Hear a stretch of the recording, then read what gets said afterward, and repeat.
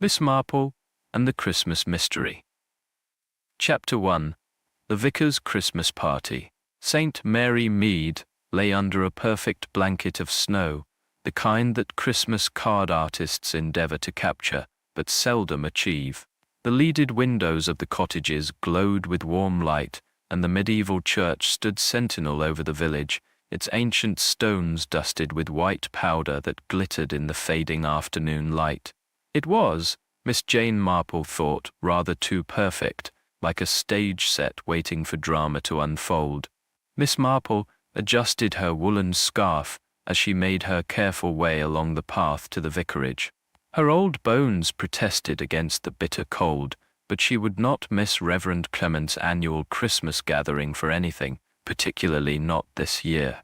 The 800th Christmas celebration of St. Mary Mead had brought unusual excitement to the sleepy village, primarily in the form of the Canterbury Psalter, a magnificent 12th century illuminated manuscript on temporary loan from Canterbury Cathedral.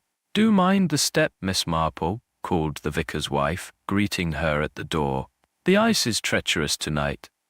"Thank you, my dear," Miss Marple replied, stepping into the welcoming warmth of the vicarage. The drawing-room beyond was transformed by evergreen boughs, red ribbons, and the soft glow of candles that cast dancing shadows on the walls. The air was fragrant with mulled wine and cinnamon. Miss Marple's observant eyes took in the assembly already gathered. Professor Harold Wilkins stood by the fireplace, a thin, stooped man with wire-rimmed spectacles, who seemed to wear his Oxford learning like a visible cloak. He was deep in conversation with the vicar about the manuscript he had arranged to bring to St. Mary Mead. Sir Thomas and Lady Hartwell were by the window, newcomers to the area who had purchased the old manor house. Sir Thomas, robust and red-faced with a military bearing, appeared entirely English, though Miss Marple had heard whispers of foreign connections. His wife was considerably younger, elegant in a green velvet dress that Miss Marple estimated had cost more than her own quarterly income. Mrs. Elaine Crawford was holding court near the punch bowl, her London sophistication slightly overdone for a village gathering. Miss Marple noted how she deftly avoided Professor Wilkins whenever he moved in her direction, a small detail but one that caught the elderly lady's attention. "Ah, Miss Marple," Dr. James Lockwood approached, offering her a glass of sherry. "How are your rheumatic pains in this weather?" "Much as one might expect, doctor," she answered with a gentle smile. The new village doctor was a handsome man with an easy manner, though there was something in his keen interest in medieval history that struck Miss Marple as studied rather than natural. "I understand you've been most interested in our visitor from Canterbury." "Indeed," he replied, his eyes brightening. "Medieval manuscripts are something of a passion of mine.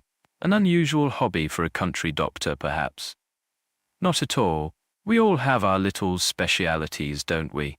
Miss Marple's faded blue eyes met his with innocent inquiry. Throughout the evening, small groups were escorted into the vicar's study to view the precious manuscript.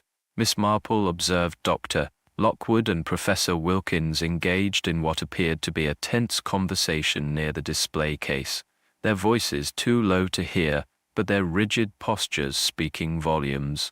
Later she noticed Sir Thomas examining the manuscript with a level of expertise that seemed curious in a man who had introduced himself as merely a retired businessman. His wife, meanwhile, cast nervous glances toward Mrs. Crawford, who had yet to enter the study at all. As the clock approached 10, Reverend Clement tapped a spoon against his glass. "Friends, before we conclude our festivities, I invite you all to view our treasured guest one final time before it's secured for the night." The assembled guests moved toward the study, but the vicar's puzzled expression as he unlocked the door caused a ripple of concern. He stepped inside, then turned back, his face ashen. "The manuscript," he stammered. "The case, they're gone." In the confusion that followed, Colonel Bantry, with military efficiency, organized the men into search parties. It was only then that someone noticed Dr. Lockwood's absence. As midnight approached, heavy snow began to fall once more. Miss Marple stood with the vicar's wife at the window, watching the bobbing lanterns of the searchers in the darkness. The village had never seemed so hushed, so expectant. Then it came, a scream that cut through the silent night like a knife. Miss Marple felt her heart skip. Without a word, she reached for her coat. In the churchyard, illuminated by flashlights and the colored glow from the stained glass windows, a small crowd had already gathered. There, against the pristine snow, lay Dr. Lockwood, his open eyes staring unseeing at the heavens. From his chest protruded what Miss Marple recognized as the ornate letter opener from the vicar's desk, and in his rigid fingers was clutched what appeared to be a single page torn from an ancient text, the Latin words barely visible in the wavering light. Miss Marple pulled her coat closer against the chill that had nothing to do with the December air. She had seen too much of human nature to be truly shocked, but there was something particularly sacrilegious about murder at Christmas, a stain of scarlet upon the season of goodwill that no amount of snow could quite cover. Chapter 2. Secrets in the Snow. Morning arrived with a pearlescent light filtering through the heavy clouds, the snow having continued its silent work throughout the night. Miss Marple had risen early, her mind preoccupied with the events at the vicarage. She had just finished securing a woolen shawl around her shoulders when she heard the distinct sound of a motor car struggling through the snow-laden lanes of St. Mary Mead. From her window she observed a police vehicle making its laborious way toward the vicarage. That would be Inspector Craddock, she surmised, a capable man who had worked with her on a previous case, and who, unlike many of his colleagues, did not dismiss her observations as the ramblings of an elderly spinster. By 9:30, Miss Marple was ensconced in the vicar's drawing-room, ostensibly helping Mrs. Clement recover from the shock, but her bright eyes missed nothing of the official investigation unfolding around her. "The murder weapon is straightforward enough," Inspector Craddock informed her, having developed a healthy respect for her insights. A medieval letter opener from the vicar's desk, normally kept with his correspondence in the study, the very room from which the manuscript vanished, and the page found in the poor doctor's hand. Miss Marple inquired gently. "That's rather curious," the inspector replied, removing his spectacles to polish them. "Professor Wilkins has examined it. He's quite emphatic that it's not from the Canterbury Psalter at all." As if summoned by his name, the professor entered, his academic composure noticeably disturbed. "It's written in a rare form of medieval Latin," he explained, his fingers trembling slightly as he handled the evidence with gloved hands. "The Norman influence is unmistakable. It appears to contain part of a coded message or perhaps an obscure religious text." "How very interesting," murmured Miss Marple, her needles clicking as she knitted steadily. "And Dr. Lockwood, had you known him long, Professor?" A flicker of something, alarm perhaps, crossed Wilkins' features before he answered. "No, not at all. We'd never met before last night, though he claimed some familiarity with my academic work." "Indeed?" Miss Marple's eyebrows rose slightly.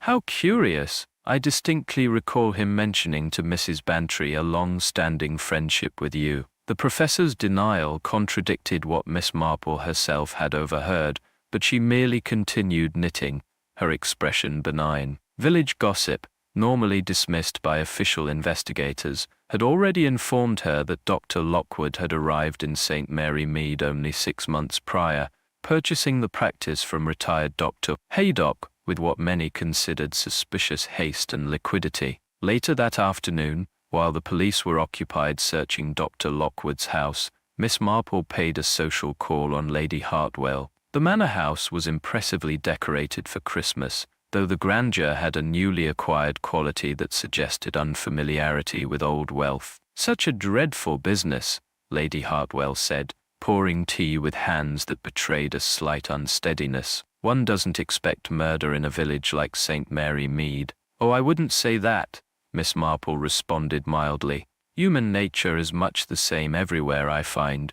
Their conversation wandered to the topic of Dr. Lockwood, and Lady Hartwell remarked, "He had the most fascinating collection of medieval medical texts in his study.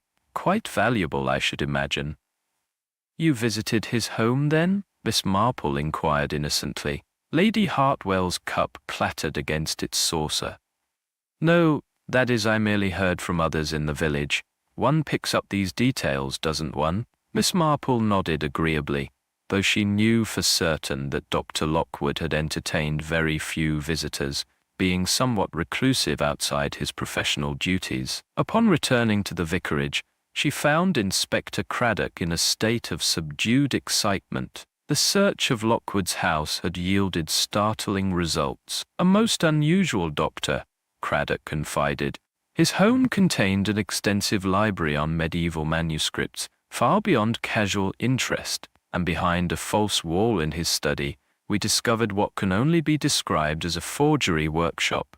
Inks, aged papers, calligraphy tools. How very enlightening, commented Miss Marple. There's more, the inspector continued. A collection of newspaper clippings about valuable manuscript thefts across Europe, dating back several years. As Miss Marple departed for her cottage, darkness was already descending, the short winter day yielding to a long night. The village lay hushed under its blanket of snow, and yellow lamplight spilled from windows onto the white ground. There was a deceptive tranquility to the scene that Miss Marple knew better than to trust. She had just settled before her fire, her knitting balanced on her lap, and her mind busy sorting through the day's revelations, when an urgent knocking disturbed the evening quiet. Opening her door, she found Mrs. Crawford on her doorstep, her usual sophisticated composure shattered, her face pale with terror. "Miss Marple," she gasped. "I didn't know where else to go. Someone has broken into my cottage." "My dear, you must come in at once." Miss Marple ushered her inside. "Shall I telephone the police?" "No." Mrs. Crawford's reaction was immediate and vehement, then more controlled. "No, it's not what they took, it's what they left behind." She opened her handbag with shaking fingers and withdrew an envelope. "This was on my pillow, secured with this." From the envelope, she produced a single page of illuminated manuscript, the gold leaf catching the firelight. The dagger that had pinned it to her pillow was an antique piece with an ornately carved handle.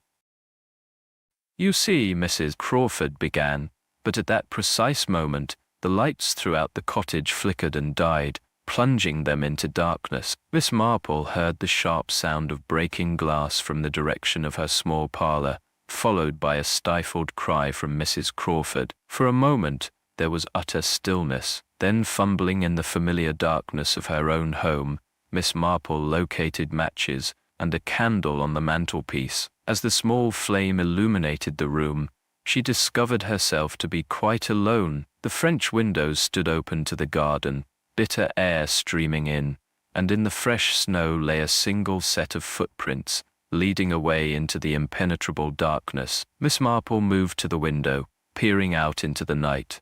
The footprints revealed a curious pattern, someone running but with an odd, halting rhythm. She had seen such tracks once before, years ago, made by her nephew when he had carried an injured friend from a boating accident.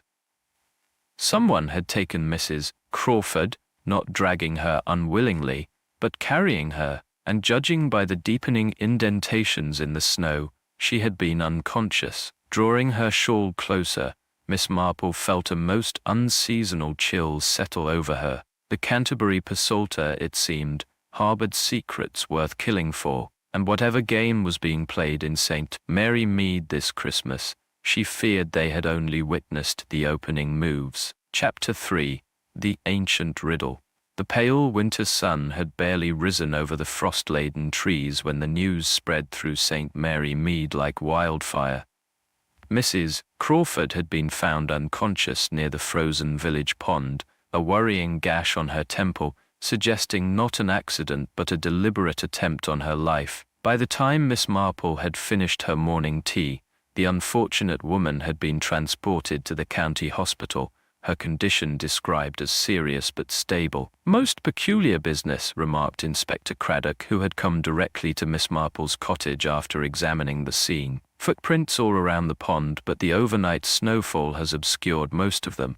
We might never have found her if young Thomas, the baker's son, hadn't taken that shortcut on his morning deliveries. Providence works in mysterious ways, murmured Miss Marple, reaching for her knitting. I suppose you've had a look at Mrs. Crawford's cottage? Just come from there, Craddock confirmed, accepting a cup of tea. Signs of a methodical search, drawers opened, cupboards examined, yet nothing obviously missing. Perhaps you wouldn't mind if I accompanied you back there, Miss Marple suggested.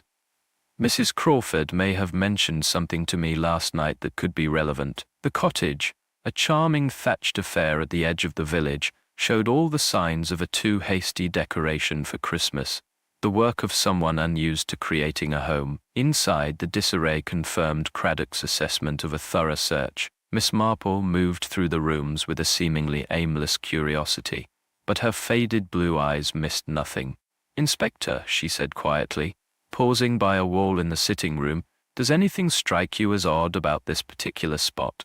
Craddock examined the wall, seeing nothing unusual until Miss Marple indicated a small, slightly discolored patch. The wallpaper is faded everywhere except this rectangle, she pointed out. A picture hung here until very recently, I'd say. Observant as always, Miss Marple, Craddock acknowledged.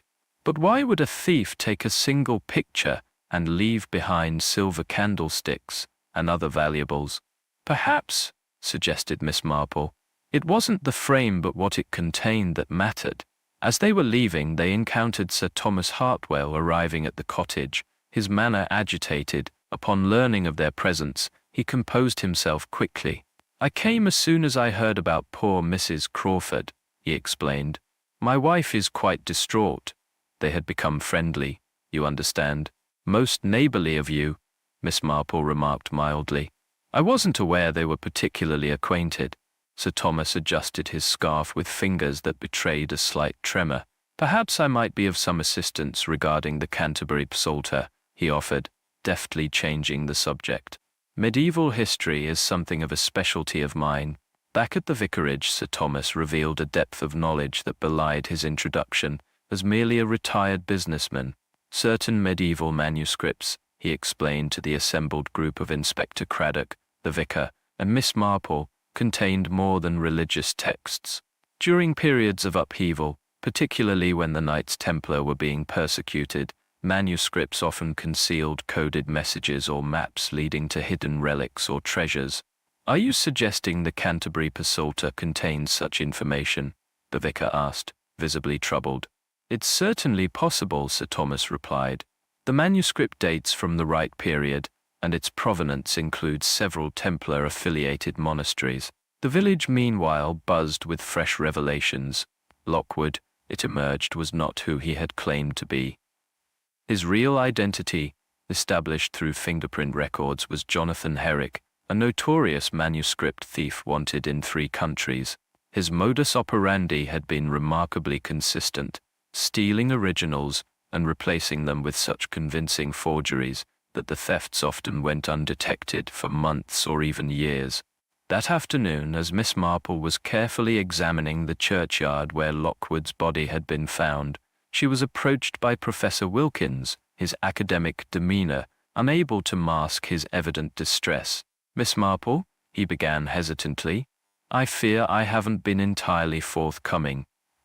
He glanced around nervously before continuing. I did recognize Lockwood or Herrick at the party. I had seen photographs in connection with investigations into manuscript thefts, but without proof I hesitated to make a public accusation. Most understandable, Miss Marple replied, her needles momentarily still. There's something else, the professor continued. The Canterbury Psalter has a little-known connection to St. Mary Mead. It was originally created in the monastery that once stood where the church now exists, before being moved to Canterbury during the dissolution of the monasteries under Henry VIII. Miss Marple's eyes widened slightly.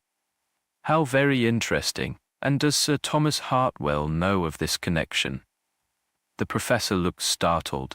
I haven't mentioned it to him. Why do you ask? Merely curious, Miss Marple responded, resuming her knitting. He seems remarkably well informed about medieval manuscripts for a retired businessman. As twilight descended on the village, bringing with it another flurry of snowflakes, the vicar made an unexpected discovery in the church archives, a centuries-old letter, its faded ink barely legible, referencing the true treasure of St. Mary's hidden, where the light of the Holy Mother falls on the longest night. The winter solstice, Miss Marple mused when the vicar showed her the letter in the dusty church vestry. Christmas Eve, tomorrow night. Together they examined the church's stained glass windows, focusing on those depicting the Virgin Mary. The main window, a magnificent medieval piece, showing Mary cradling the infant Jesus, was positioned to catch the last rays of the setting sun on the western wall. It could mean anything.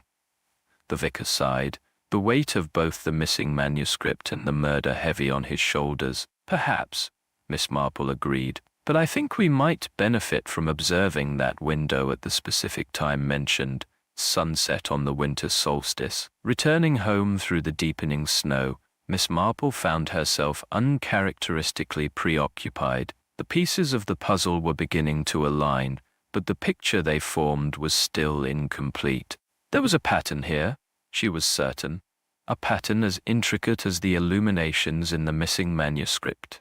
After a simple supper, a sudden thought prompted her to return to the church. The December evening was bitterly cold, the sky clear and pricked with stars after the earlier snowfall. As she approached the ancient building, her attention was caught by a flicker of light from within, someone moving with a lantern or flashlight.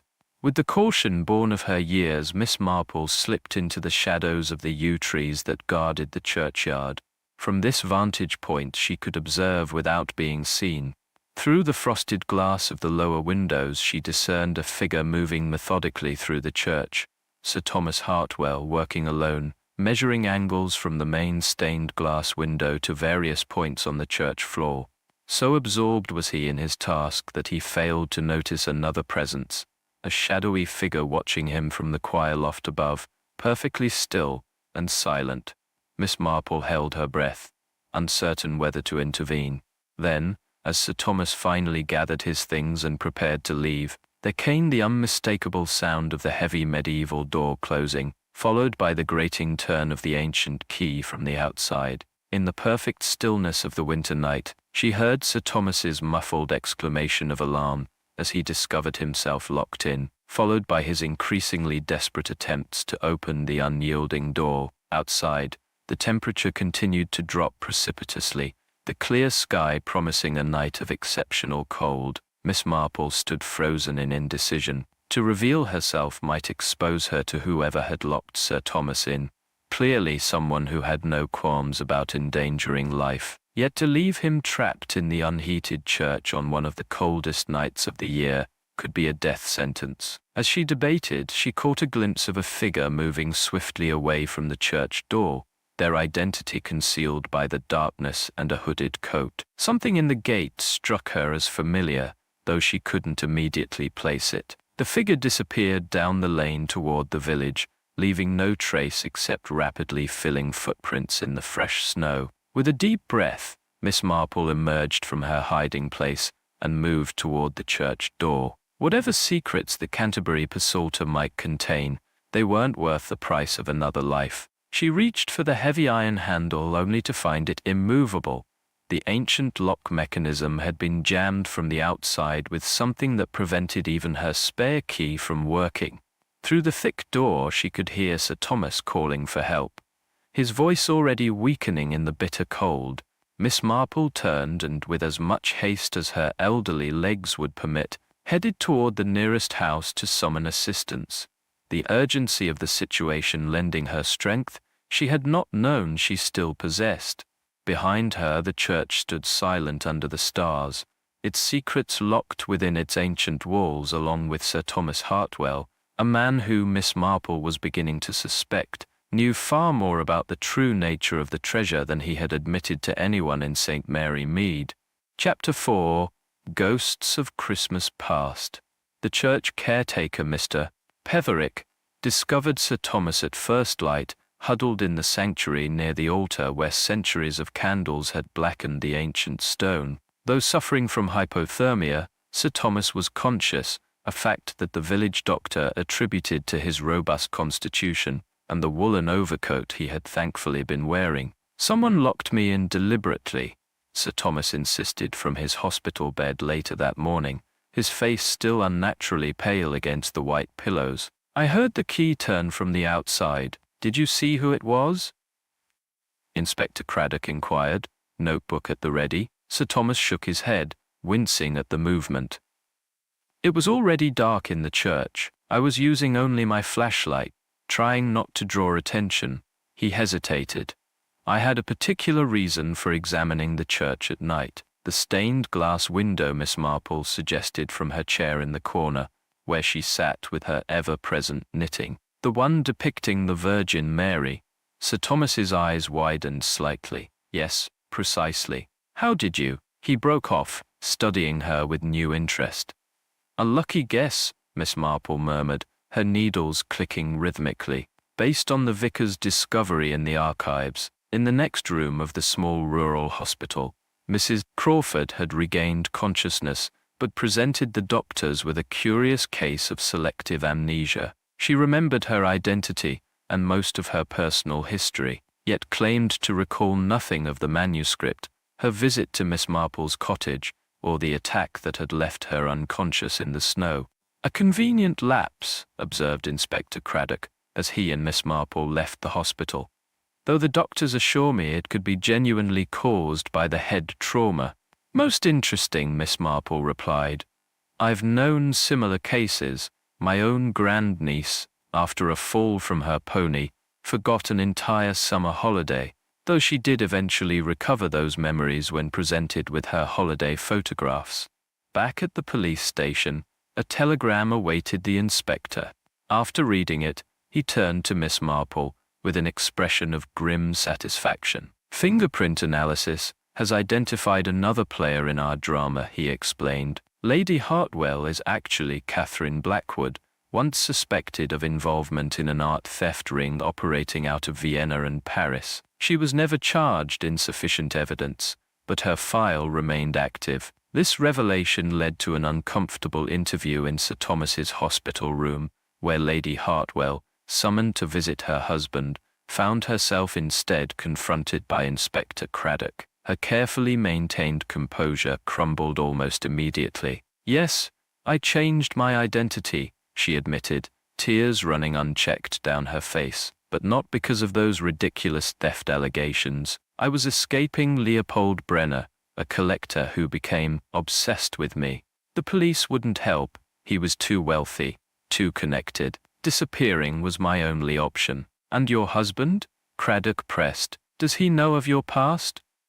"Of course," she replied, reaching for Sir Thomas's hand. "Thomas helped me escape. We met in Vienna when he was researching medieval art for his book, the one he never finished because we had to leave so suddenly." Miss Marple, observing from her corner, noted the genuine affection between the couple, and the fact that Sir Thomas appeared as surprised by the inspector's revelations as they had been, suggesting his wife's explanation contained at least elements of truth. After leaving the hospital, Miss Marple made her way to the village inn, where Professor Wilkins had taken lodgings. She found him in his room, hastily packing a leather suitcase. "Going somewhere, Professor?"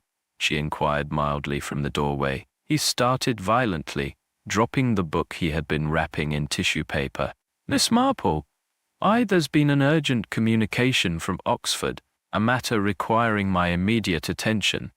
How inconvenient, she sympathized, especially with the investigation still ongoing. Her sharp eyes noted the trembling of his hands, and more tellingly, a poorly concealed cut across his right palm, precisely the type of injury one might sustain from broken glass, such as the shattered window at her own cottage, the night Mrs. Crawford disappeared. "The police know I had nothing to do with any of this," he said defensively, resuming his packing with jerky movements. Their conversation was interrupted by the innkeeper, who knocked and entered with a telegram for Miss Marple. She read it quickly, her expression giving nothing away as she tucked it into her handbag. "Important news," the professor inquired with poorly disguised anxiety. "Fingerprints," Miss Marple replied simply.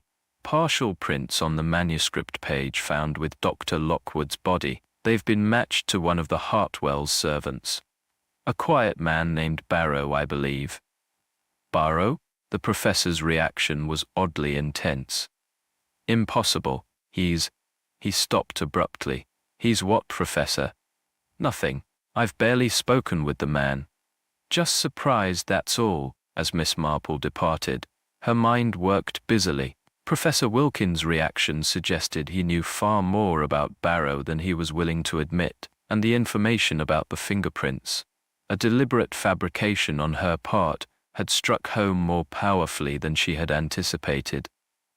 The short December afternoon was already fading into dusk as Miss Marple approached the Bantry estate for tea, an invitation she had accepted, partly out of friendship and partly because Colonel Bantry's military connections often provided useful information.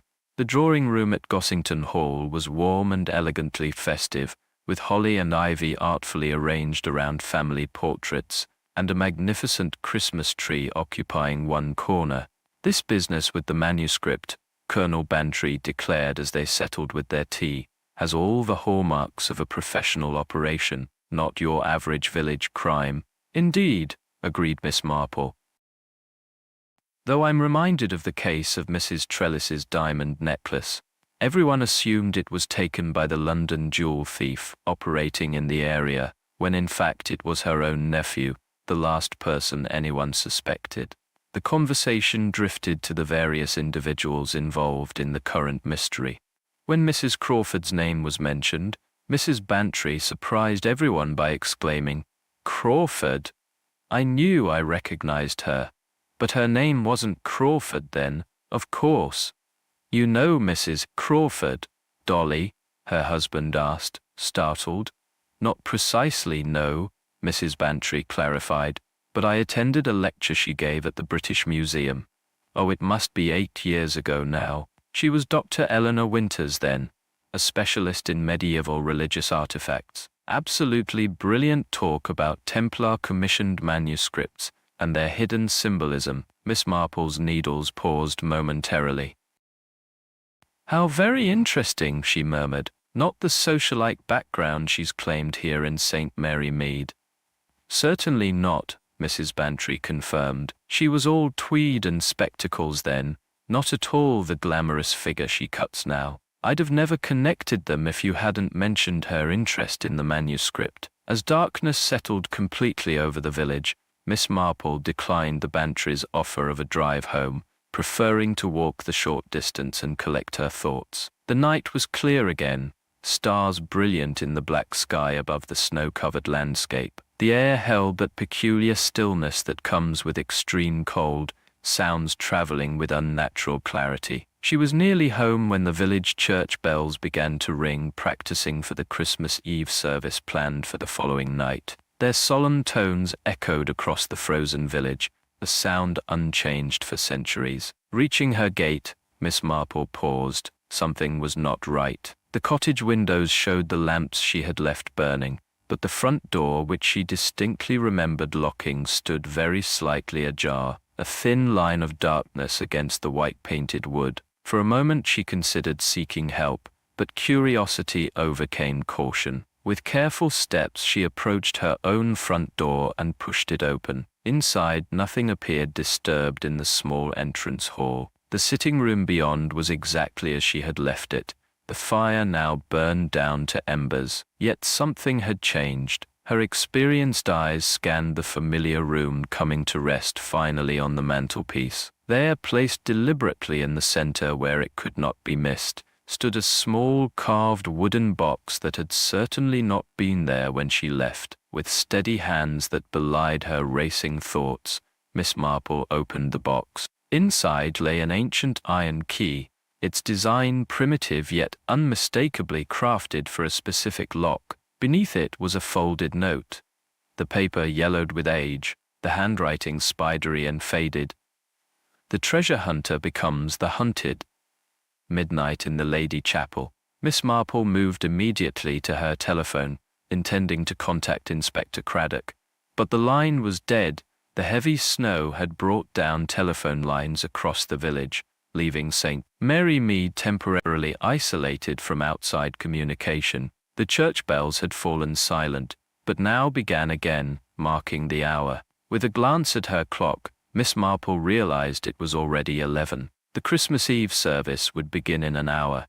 Despite the recent disturbances, a decision formed in her mind. Returning to the hall, she took down her warmest coat and wrapped a thick scarf around her neck. From a drawer, she retrieved a small flashlight kept for emergencies. Then, the ancient key secured in her pocket, she stepped out once more into the crystal clarity of the winter night. Whatever revelation awaited in the Lady Chapel, Miss Marple intended to be there to witness it. As she made her careful way along the snow-covered lane, the old nursery rhyme about the spider and the fly came unbidden to her mind. She was walking knowingly into what was almost certainly a trap, but sometimes, she reflected, that was the only way to catch the one who set it. Chapter 5. The Winter's Longest Night. The church of St. Mary Mead stood silhouetted against the star-filled sky, its medieval tower reaching toward heaven as it had done for centuries. Through stained glass windows,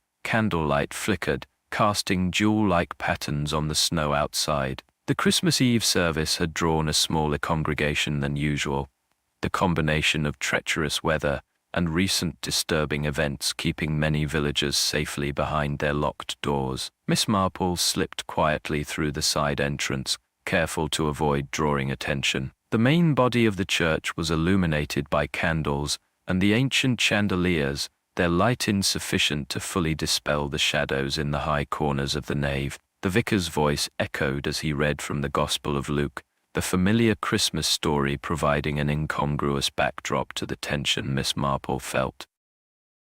Unnoticed by the congregation, she made her way to the Lady Chapel, a small side chapel dedicated to the Virgin Mary, separated from the main church by an intricately carved wooden screen. Inside, the space was empty, save for a single candle burning on the small altar, its flame causing shadows to dance across the walls, adorned with faded medieval frescoes.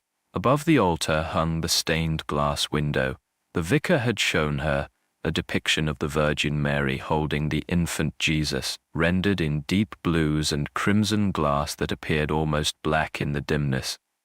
Miss Marple positioned herself in a corner, partially concealed by a stone pillar, and waited.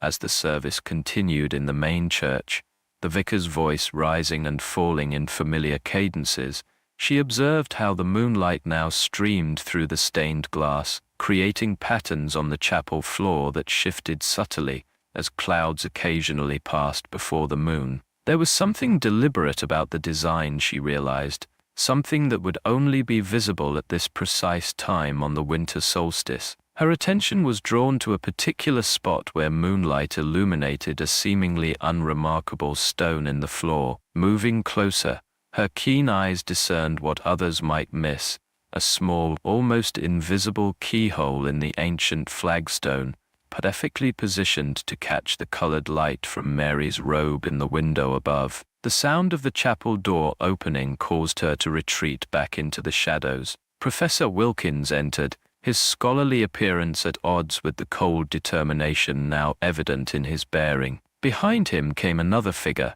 Barrow the Hartwell's quiet servant, though his demeanor now suggested a different profession entirely. His eyes scanned the chapel with the practiced efficiency of one accustomed to assessing threats. Miss Marple, Wilkins spoke quietly into the apparent emptiness. "I know you're here. The game of hide and seek is rather beneath us both, don't you think?"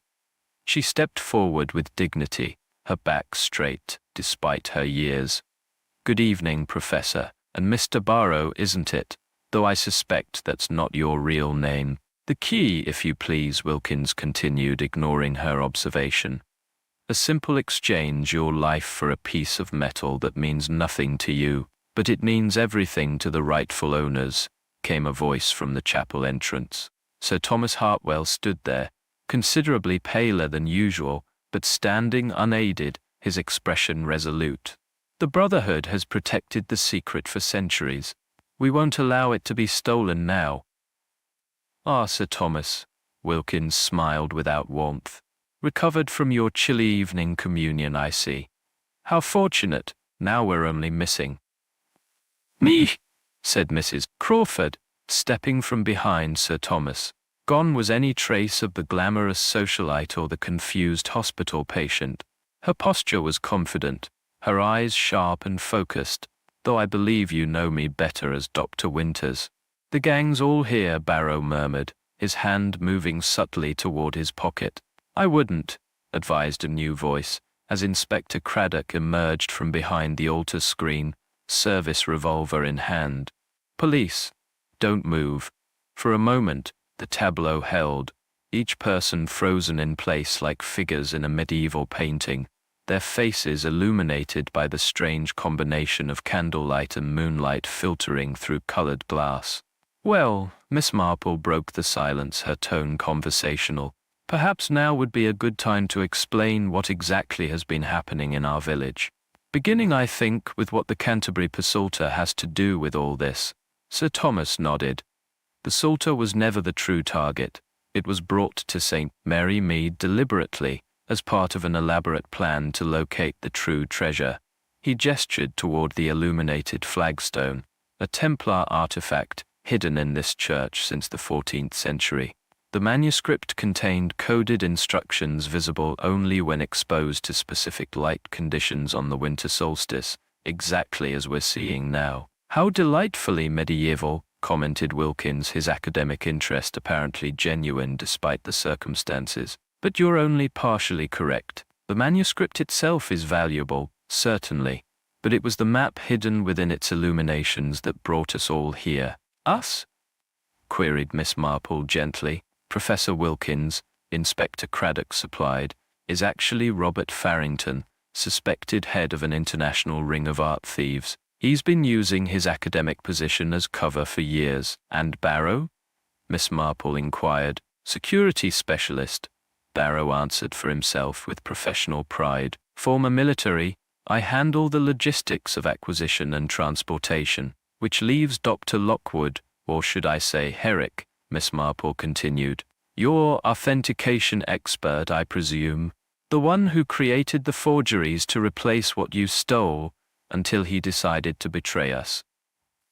Wilkins confirmed coldly. He discovered something about the Psalter, something he didn't share with the rest of us. When I confronted him at the vicarage, he was already planning to take the manuscript and find the treasure himself. So you killed him, Miss Marple stated simply. A regrettable business necessity, Wilkins shrugged. The letter opener was merely the nearest implement at hand. Sir Thomas stepped forward, his expression grave. What Herrick discovered was the connection between the Psalter and my family. The Hartwells, or Hartfields as we were known then, were entrusted by the last Templar Grand Master to protect certain artifacts of significance, objects that, in the wrong hands, could be dangerous. Dangerous? Miss Marple's eyebrows rose slightly. Or valuable? Both, interjected Mrs. Crawford, or Dr. Winters. That's why I came to St. Mary Mead when I learned the Psalter would be exhibited here. I've spent my career studying Templar artifacts, trying to ensure they're preserved properly in museums, not exploited by private collectors. She cast a meaningful glance at Wilkins. And your connection to all this, Sir Thomas? Miss Marple inquired. Beyond your family history? Thomas has been working with me, Dr. Winters explained. When we discovered Wilkins' organization was targeting the Psalter, we planned to find the treasure first and move it to safety. A touching alliance, Wilkins commented sardonically, though you neglected to mention how you staged your own attack and memory loss to throw suspicion elsewhere. Quite the performance at the hospital. As the explanations continued, Miss Marple observed the shifting moonlight on the floor. The pattern was changing as the moon moved, the keyhole becoming less distinct with each passing minute. Whatever window of opportunity existed would soon close, perhaps for another year. The key, Miss Marple? Wilkins demanded, his patience clearly wearing thin. We've indulged this drawing-room denouement long enough. Actually, Miss Marple replied calmly, I've been wondering about something else entirely. You see, we still haven't established who locked Sir Thomas in the church last night, a rather cruel act that might have resulted in death. An unfortunate necessity, Barrows stated flatly. He was getting too close. Yet you, Professor, were with me at approximately that time, Miss Marple pointed out, which means someone else was involved. As she spoke, Miss Marple moved slightly, positioning herself directly in the beam of colored light, falling from the window. The ancient key in her pocket seemed to grow heavier, as if responding to its proximity to the lock it was designed for. Enough! Wilkins stepped forward suddenly, his academic demeanor dropping away completely. The key now, or... The chapel door burst open with a bang that echoed through the small space. In the doorway stood Lady Hartwell, a service revolver held steadily in her gloved hands. "Step away from her," she commanded, her voice no longer that of a society hostess, but sharp with authority. "Catherine," Sir Thomas began. "You shouldn't be here." "Catherine Blackwood died years ago," she replied without taking her eyes off Wilkins. "My name is Julia Hartfield, Special Branch. I've been tracking Farrington's operation for nearly a decade." The revelation sent a ripple of shock through the chapel. Wilkins, or Farrington, recovered first, his face contorting with fury as he lunged toward Miss Marple. In the confusion that followed, several things happened at once. Lady Hartwell fired a warning shot that echoed deafeningly in the confined space. Inspector Craddock moved to intercept Barrow, who had produced a knife from somewhere, and Sir Thomas shouted a warning as the ancient floor beneath them seemed to shift. Suddenly the chapel was plunged into darkness as the candle was extinguished. Through the stained glass, only moonlight remained, casting strange colored patterns across the struggling figures. Miss Marple found herself pressed against the wall, the keys still clutched tightly in her hand. Next to her, someone breathed heavily. Dr. Winters, she thought, though in the darkness it was impossible to be certain. A shot rang out, followed by the sound of breaking glass. Someone, a man, cried out in pain. Then came the unmistakable sound of a body falling heavily to the stone floor. When light was restored moments later, Inspector Craddock having found and relit the candle, Professor Wilkins lay dead at the foot of the altar. Protruding from his chest was an ornate dagger, identical to the one that had pinned the manuscript page to Mrs. Crawford's pillow. The ancient key that Miss Marple had been holding was now clutched in his lifeless hand, and his unseeing eyes stared up at the stained glass window, where the Virgin's face was perfectly illuminated by the moonlight. Miss Marple surveyed the scene with sorrow rather than surprise. Human nature, she had long maintained, was much the same everywhere, even in places of worship on the holiest of nights. It was only as the inspector began to establish order that she realized Sir Thomas and Barrow were nowhere to be seen, having vanished as completely as if the ancient stones had swallowed them whole. Chapter 6. Epiphany. The days between Christmas and New Year's brought heavy snowfall to St. Mary Mead, effectively isolating the village from the outside world. Roads became impassable, telephone lines remained down, and the inhabitants found themselves thrown back to a simpler time, much, Miss Marple reflected, like the medieval period when the church was built and the treasure hidden. In this enforced peace, she had time to gather the loose threads of the mystery, knitting them together with the same precision she applied to the blue wool scarf, taking shape beneath her needles. By the time the roads were sufficiently cleared to allow movement again, she had requested Inspector Craddock to gather the remaining participants in the vicarage drawing room, the same room where events had begun a week earlier. The fire crackled in the grate as they assembled. Inspector Craddock, the vicar and his wife, Dr. Winters, no longer maintaining her Mrs. Crawford persona, and Lady Hartwell,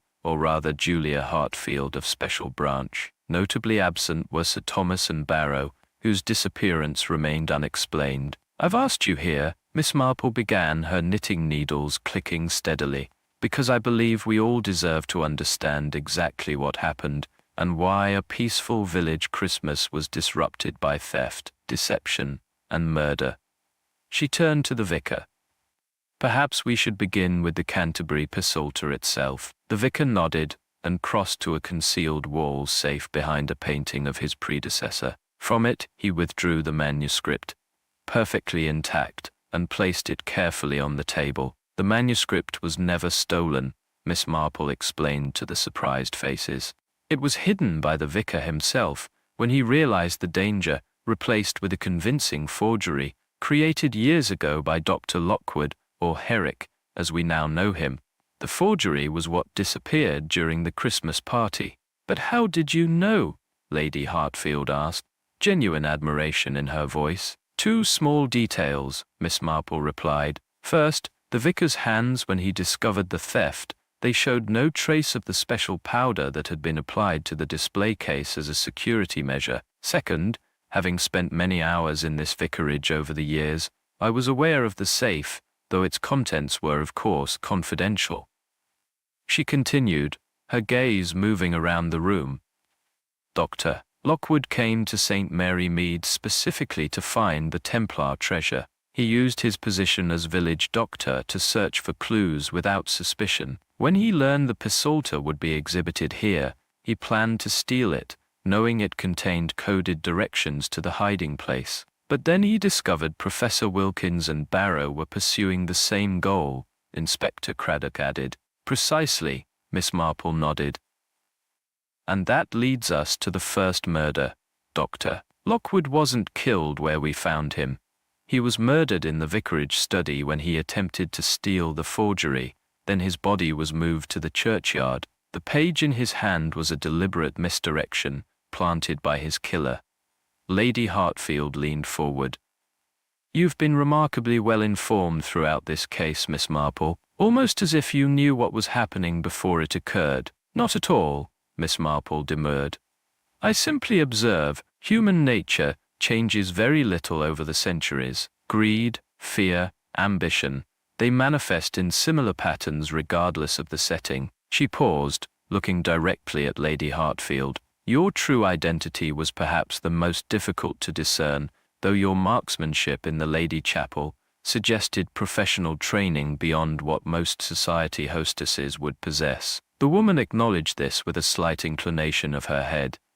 I've been embedded in this operation for years. Catherine Blackwood's background provided the perfect cover to get close to Farrington's network. When we learned they were targeting the Psalter, I orchestrated our move to St. Mary Mead. She glanced toward the door with a flicker of concern. Though I never anticipated Thomas would become so personally involved. Because of his family connection to the Knights Templar, Miss Marple supplied, a connection that proved to be genuine despite the many other deceptions in this case. Yes, Lady Hartfield confirmed.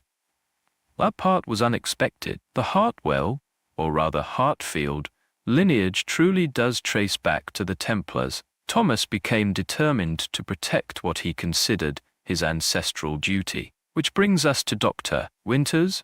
Miss Marple turned to the historian. Your performance as Mrs. Crawford was quite convincing, especially your staged attack and memory loss. Dr. Winters smiled ruefully. Professional necessity. When I realized how many players were converging on St. Mary Mead, I needed to operate with more freedom. A hospitalized victim is often overlooked as a suspect. Yet you were genuine in your desire to protect the artifacts, Miss Marple observed. Absolutely, Dr. Winters confirmed. These aren't merely valuable antiquities, they're irreplaceable historical records. In the wrong hands they could be damaged, destroyed, or hidden away in private collections where scholars would never access them. And that brings us to the critical question, Inspector Craddock interjected. What happened to Sir Thomas and Barrow, and more importantly, what happened to the treasure? At this, the vicar cleared his throat.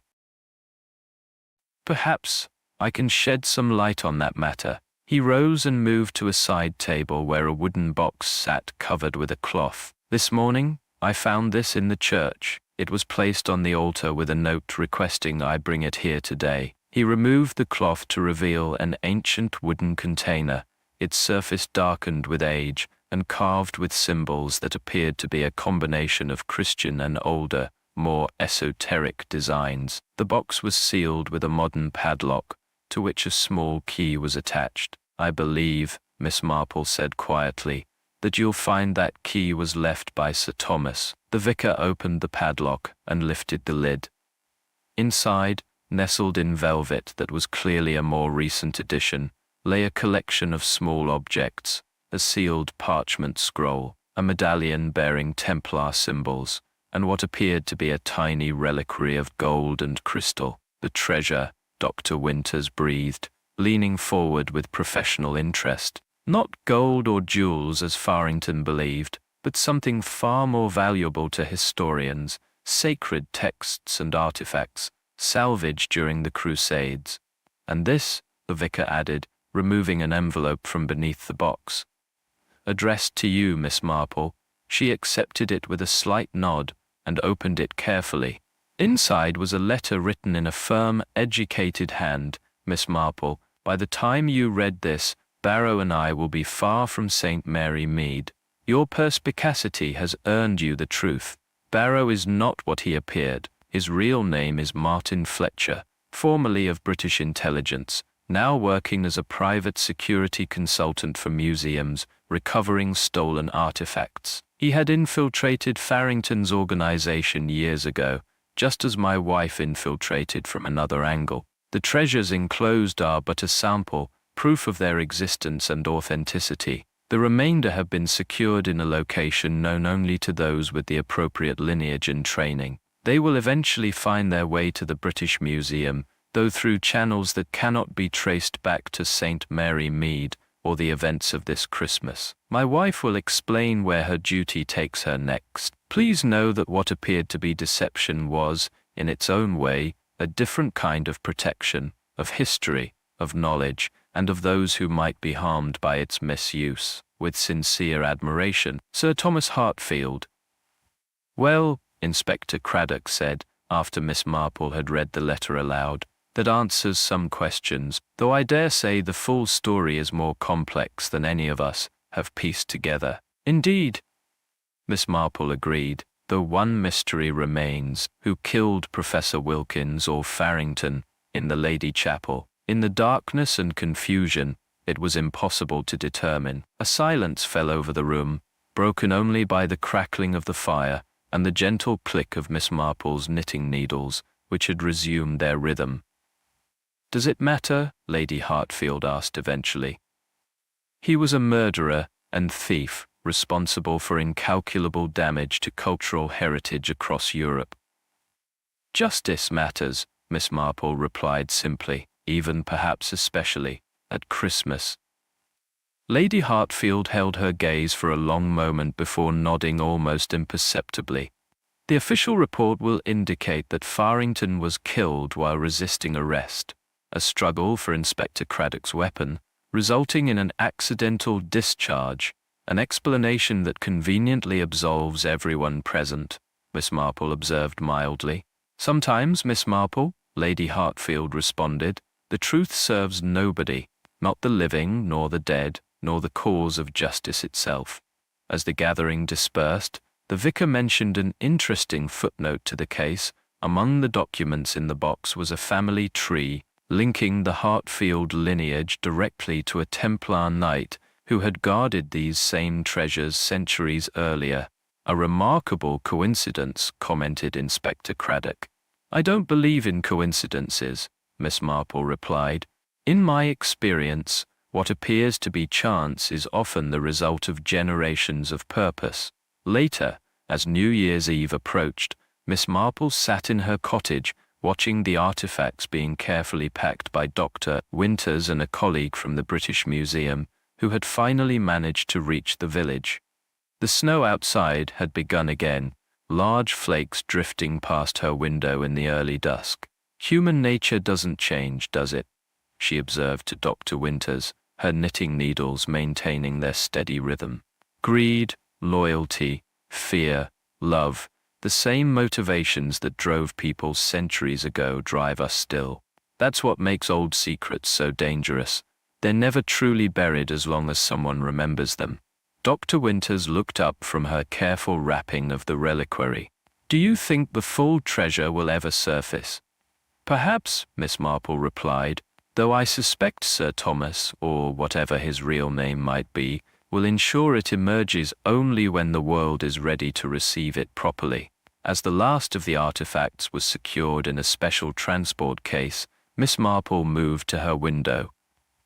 The snow was falling more heavily now, already covering the footprints of those who had visited her cottage, erasing all evidence of their presence just as time would eventually obscure the events of this unusual Christmas. The greatest mystery, she added thoughtfully, isn't what lies hidden in the past, but what people will do when that past threatens to emerge. In that way, every old secret creates new ones, like ripples in a pond that never quite fade away. Outside, the church bells began to ring, calling the faithful to the New Year's Eve service. The medieval tower stood firm against the darkening sky, its stones harboring countless secrets accumulated over 8 centuries, some now revealed, others still waiting for their appointed time. And Miss Marple, who had seen enough of human nature to understand both its darkness and its capacity for redemption, knew that some mysteries were perhaps better left unsolved, at least for now. As she prepared to join the village for the service, she reflected that mysteries, like Christmas itself, often contained elements of both the divine and the all-too-human, faith and doubt, greed and generosity, deception and truth, all wrapped together in the endless complexity of human experience. And in that knowledge, paradoxically, she found a kind of peace.